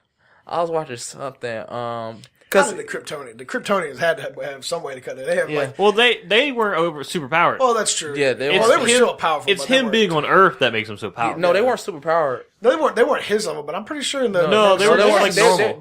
They were normal people. They were just like really smart. That's the thing about they were just really okay. smart. Yeah. I thought they were still like a little powerful. No. Like, No, I thought no. their planet was on like a red dwarf or something. Yeah, like that's. that. But it's like they get their power from the sun, but because their sun was old. or like a red dwarf or something or old. Yeah, their sun was already dying, and then their planet was moving closer to their sun too. Okay. And like you said, the reason you have your power because their sun is like so much younger, and you can absorb it better and stuff like that. So yeah. So I don't remember where Aquaman or the other dude, Cyborg, end up. Cyborg, I remember, is being Superman worked gets on by his his house dad, and they're like figuring things out. Okay. I don't remember what Aquaman does. Yeah. And Superman gets his house back, or his mom does. So Right. Bruce Wayne just buys that. They had that little funny quip at the end. How'd you buy the house back? I bought the bank. Yeah. Yeah, God damn, you were rich. it's like, which is like crazy. Like you got all this power and I got all this money. You break it together, you can get stuff done. That's right. The movie's like I said, like we said earlier, 7 out of 10, 7.8 out of 10 or something like that. It was fantastic. Or Exactly. wasn't fantastic, but it was thoroughly enjoyable. Yes. I liked it. So definitely go see it if you haven't seen it. Anything else you want to talk about? No, I think that's it. I think that's it as well. Like I said, like, subscribe, share, do something, make us get out there to other people. If you enjoyed it, if you didn't, then put a comment saying "fuck you," we didn't enjoy it. No, don't do that. Just be like, I'm out of here, guys. Or yeah, put a comment. Hey, thanks. Bye. And have a nice night. The Steppenwolf character did kind of like catch me off guard. 'Cause I'm like, I don't know who this is at all. I didn't know who he was. I thought when it said Steppenwolf, I was like the band, Yeah, like who is that? like Born to Be Wild. Should have played that.